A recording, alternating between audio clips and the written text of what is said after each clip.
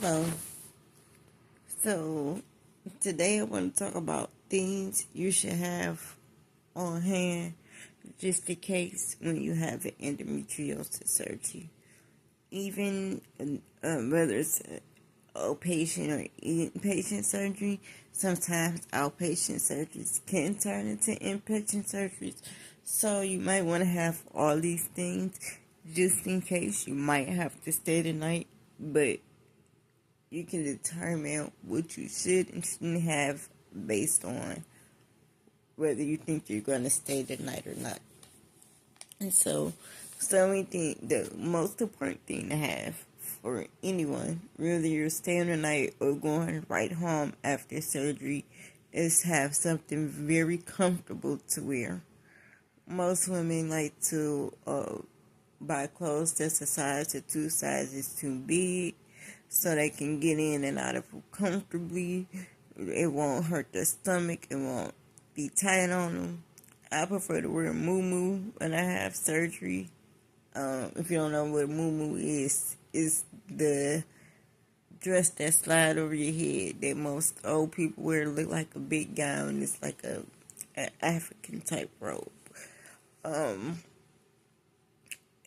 That is one of the most important things, is to have comfortable clothes to put on after you leave, because you don't want to leave in tight clothes, because you're probably not going to make it home. The pain is going to be excruciating. Another thing you want to have on the day of surgery is sliding shoes. That way you don't have to worry about bending over and putting more pressure on your stomach. Whether it's bending over and putting your shoes on or tying your shoes up, it's something that's not really necessary to do when you have surgery. So you can get you some slide shoes or get you some $2 flip-flops just to make it through the surgery. It is something really great to have, because that anesthesia and everything, you're going to be tired. Slide shoes is the best shoes to have. Even if you have to have surgery in the winter, I know that can be more difficult. I still wear slide shoes and socks. So, I've had surgeries in every weather that you can think probably possible. So, I still just put on socks and slide shoes. I refuse to wear gym shoes after my surgery because I already know how tired I'm going to be. Another thing you want to have with you is a pillow. Whether you're inpatient or outpatient, a pillow can be great to have with you. For one of the reasons is when you leave the hospital, if your stomach is in a lot of pain, especially if you have like a hysterectomy or oophorectomy, which is where they remove your ovaries. When they remove body parts out, the pain is substantially worse than just a regular laparoscopy, because of course when you remove an organ, it's going to be more pain. That's literally a part of your body missing. So having that pillow there when you're in the car to put in between your stomach and the seat belt, or to have there, like if you have to cough or pass gas. You probably will pass gas depending on what surgery you have. You'll have a lot of gas for the first few days because of the gas that they put inside your body so that they can see what's going on. So the pillow will come in handy. You also want to make sure you take all your... and the pillow is also good if you stay in the night, because you're going to have a more comfortable pillow than those flat, flimsy pillows that they have at the hospitals. They call pillows because it's made out of some type of mesh or something. It's not really a pillow.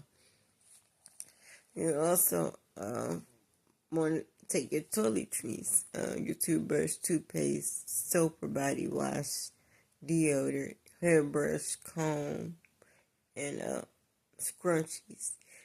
You don't want to take any hair just as metal, because you can't have any metal when you're on a surgical table that's outside of your body. So you might just want to get a regular scrunchie, so that in case you want to top your hair.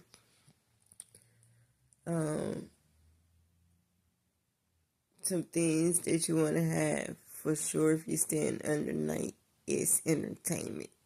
So you want to probably bring like a book, your phone, a tablet, and some headphones, probably to keep you occupied. The headphones is to tune out all the other noise that's going on in the hospital, because it can be very noisy.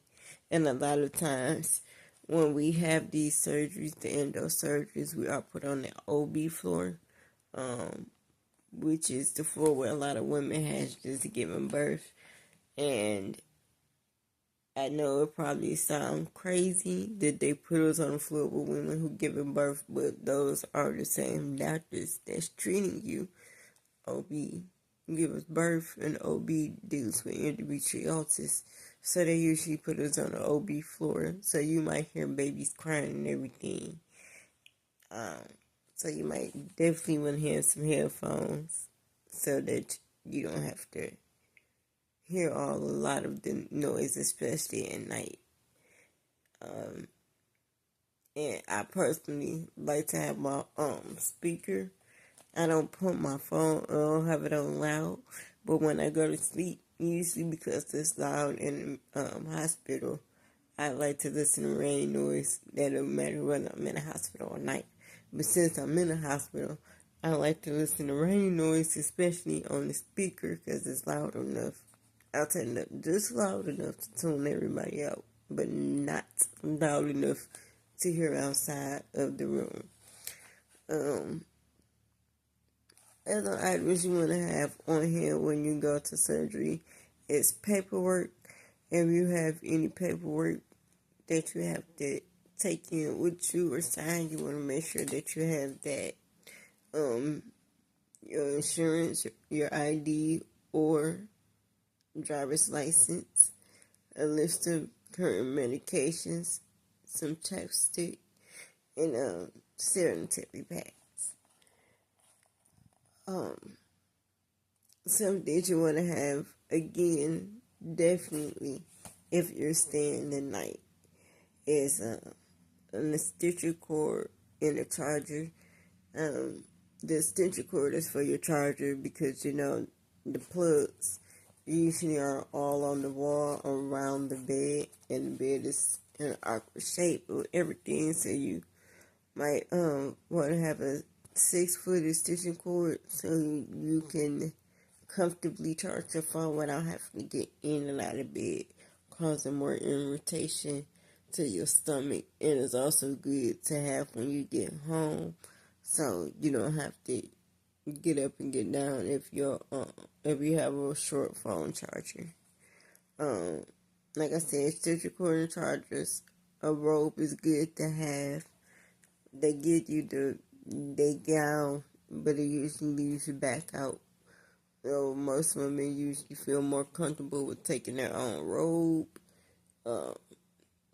It's usually just more comfortable in general.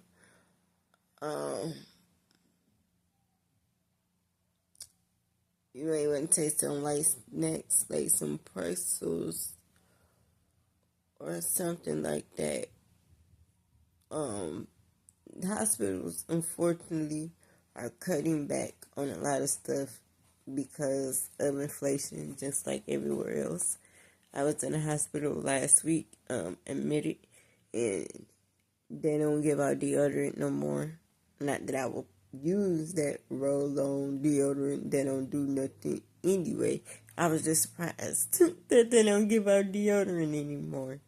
And they don't get as many snacks in as they used to because of COVID.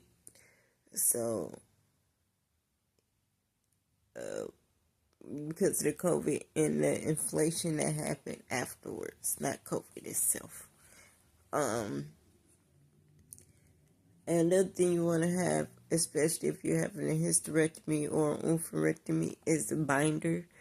it holds your stomach in place.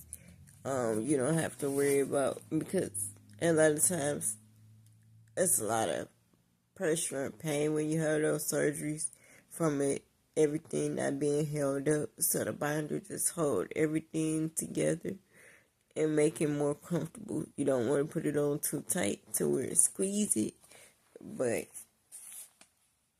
you definitely can benefit from a binder. I have used one instead of my surgeries, and I feel much better right after, and less pain opposed to the surgeries when I didn't have one.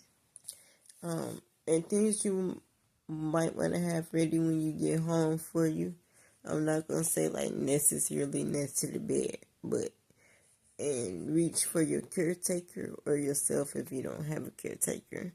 So you want to have heating pads, heating packs, or your heating pad on hand and ready when you get home.